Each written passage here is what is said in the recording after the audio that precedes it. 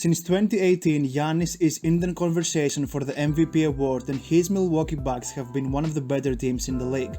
But after failing in the 2019 and 2020 playoffs, the hate towards the Greek Freak and the Bucks reached an all-time high. The Bucks answered that the best way they could, but even after the triumph of 2021, NBA media still overlooked Giannis and the Bucks.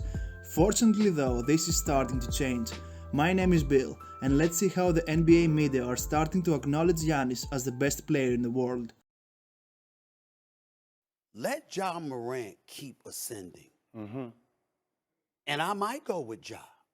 I think it's a discussion. Giannis is Giannis. But we don't know what the hell Ja gonna be. With the Bucks being the reigning NBA champions and Giannis being the reigning finals MVP, NBA media should have given them the coverage and respect they've earned. Instead, they tried desperately to find something else to talk about and ways to diminish Giannis and his team. Clips like the one you saw with Stephen A. Smith taking Ja over Giannis were and still are very common. No disrespect to Ja, but he's not on Giannis's level. Not yet at least. I made a video about that if you're interested, I'll leave a link in the description, but the most common shade thrown towards the Bucks is that the Nets were injured if KD's foot was a little smaller, etc. They are even suggesting that Giannis intentionally injured Kyrie during Game 4. Yeah, and without Giannis making sure he put his foot under Kyrie Irving's foot. I mean, you know what, Jay? That's what you're going to use to diminish Giannis? As I've said many times, mine is that rare genius that will not be fully appreciated until long after my time, or in this case, when Brooklyn shocks all of you in May and winds up making the final. All right. My opinion, it would be the Nets. I hear what you're saying about the Bucks, and again, I'll go back to like it's one or the other. It's 1A, 1B, but Kevin Durant and Kyrie Irving together is a scary thing to watch at this point. You look last season and what happened with the Brooklyn Nets. I mean, it's a shoe size away from them advancing in terms of what Kevin Durant was able to do. Kyrie Irving obviously got hurt in Game 4, and yet still, the Bucks barely squeaked by the Nets. Slowly but steadily though, the Bucks with Giannis leading the way are starting to destroy all the narratives against them. Two of their last games were against the Sixers, who have an MVP candidate, Joel Embiid, and James Harden, and the Nets, who have potentially the best player in the world in Kevin Durant and Kyrie Irving. How Giannis and the Bucks performed during those crucial late-season games was a statement. Get the shot you want, something going to the cup. Get into Harden. Embiid clears some space for him. James, step back three. Off the mark. Embiid the rebound. Blocked near the cup. Antetokounmpo, Drummond's on. Step back three for the tie. Got it! Against the gigantic Joel Embiid, Giannis went for 40 points, 14 rebounds and 6 dimes, while hitting 16 of his 25 shots, and he closed that masterful performance with a game-icing block against Embiid. 2 nights later against the Nets, Giannis dropped 44 points, 14 rebounds, 6 assists, made 14 out of his 21 shots, and most importantly, a clutch 3 to force overtime, and in overtime, 2 clutch free throws to put the Bucks up by 1 with 3 seconds remaining. Those 2 games were statements. Giannis went against 2 of the best players in the league, and he showed them that he is in the conversation for the crown of the best player in the world. And those 2 games helped people realize how Giannis is changing the narrative before our very eyes. Because I'm changing the narrative. You know, I don't want to be the guy only that dunks and runs. You know, I can, make a 3. And all of a sudden, last year, he couldn't shoot free throws. Remember, people were counting down when he went to the line? He made 2 when his team was down in the clutch to put them up 1. Also, we talked the other day, big mid-range shot, big three-point shot, big free throws, big blocks. I just love that 3, though. I mean, did you see that? The drag back crossover, first ever go-aheader game time 3 with 30 seconds left for Giannis Antetokounmpo. That forced me to tweet, which I never really tweet at night, but I tweeted Giannis evolution.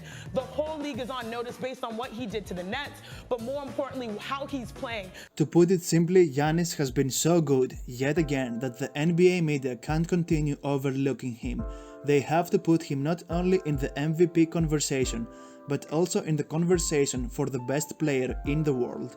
Anything less will be a straight insult to the fans and their ability to understand the game. We the fans have been seeing how good Giannis is for a long time, and for a long time Giannis is in our conversations about who's the best player. He's been so good for so long that NBA media were forced to acknowledge him as a legit heir to the throne. Jay Will has been one of the few analysts who had Giannis' back for a long time now, and with every performance like the ones against the Sixers and the Nets, more and more are jumping in the wagon. Stake, and what did that game tell you? That Giannis is the guy in the NBA. The NBA is his. Like, I'm giving him the crown right now. Now, you guys know how analytical I am as it relates to how athletes, I think of the best ultimate skill set. But there's nobody more dominant than this dude in the game. Like, so dominance has to equate to the best in the game, right? That noise you hear, that beep, beep, beep, are all of the people bagging up me saying that that's the best player in basketball. And if I'm picking one player in the world to build my team around, he plays for the Bucks. It's Giannis. If you watch these last two games he's played, it's very clear what he did against the Sixers, what he's turned around here and done against these Nets. He's made the statement he's the best player in the world. Despite the championship, the 40-point bombs, the winning plays on both offense and defense, the sustained excellence of the Bucks and Giannis, the NBA media won't go down without a fight. They are finding ways not to put Giannis in the conversation for the best player in the world. Instead, they're saying that Giannis is the most dominant player, and Milwaukee is a small market and stuff like that. What did Giannis prove last night? He proved that he may not be, quote unquote, the best player in the NBA, but he's right now the most dominant player. Glamour or lack of.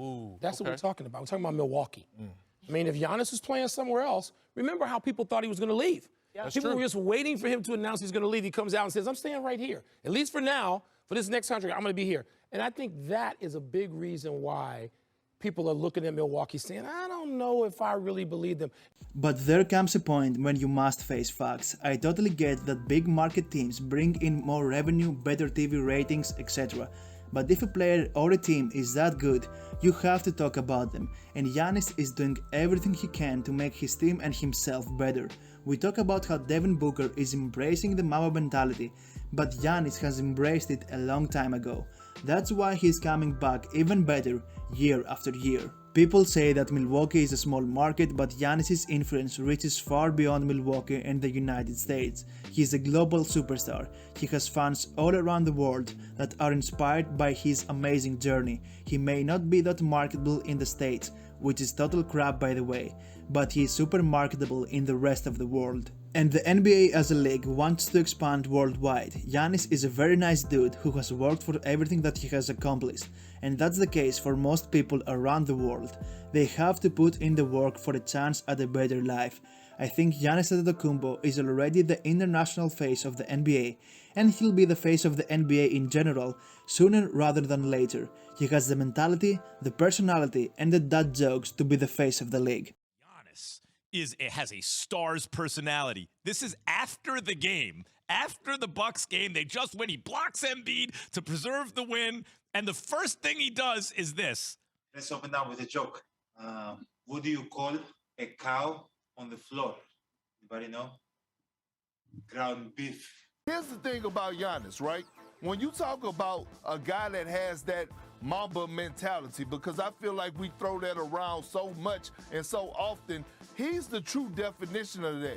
And when I'm looking at Giannis, a guy that has accomplished everything individually, has nothing really to prove, goes out there night in and night out like he has something to prove, Max. An extra positive about that change in the way NBA media are talking about the Bucks and Giannis is that his teammates are getting their flowers. Both Chris Middleton and Drew Holiday are vital pieces for the Bucks. It's funny because last season people were quick to point out that the Bucks have a super team, but not to praise Chris and Drew, but to diminish Giannis' play. Now it seems that this has changed as well, and the backcourt of Milwaukee is getting the respect they deserve. He's not an all-star. Not to say that he's not a fantastic player. I just don't think he's as impactful as the rest of the guys. Oh, really? The other 11 guys that you have on that list. No. Oh, really? And the missing piece for that Milwaukee Bucks team, you're probably talking about that guy being Drew Holiday more so than Chris Middleton. Did you forget what Chris Middleton did last year during the I NBA didn't, playoffs? I didn't I forget. think you are. Did you forget, I think you did are. you forget what Drew Holiday did as an on-the-ball defender in the playoffs last year? Oh, I respect that. That's what I'm saying. Without Chris Middleton, they don't win a world championship. I told you that Drew Holiday is a top 20, 25 player, and you laughed at me. And the first thing I said was, lock down defensively. Did you see Kyrie the last 4 minutes of regulation? Not really. Did you see Kyrie in overtime? Not really. Oh, okay. The reason why? Drew Holiday. The motto of Giannis is stay humble, stay hungry. That has helped him to improve one game at a time, one season at a time.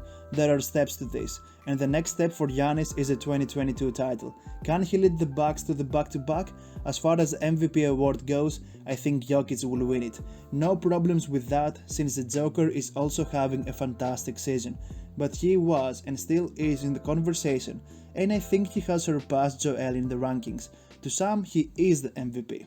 When I woke up this morning, I felt like Giannis is the league MVP. We're talking about the MVP. I think he's in that conversation and should be the front runner right now. Check. We talk about the best player in the world. I think that's Giannis Antetokounmpo. Check. I am really happy to see Giannis get the coverage and respect he deserves. Let's all hope that this will hold up, and it won't just be because Giannis torched the Sixers and the Nets. But what do you guys think? Do you think the NBA media will change the way they are talking about Giannis and the Bucks? Let's talk about it in the comments below, and if you liked this video, hit that subscribe button for more NBA content. I was Bill, and I'll talk to you soon. Take care and be good.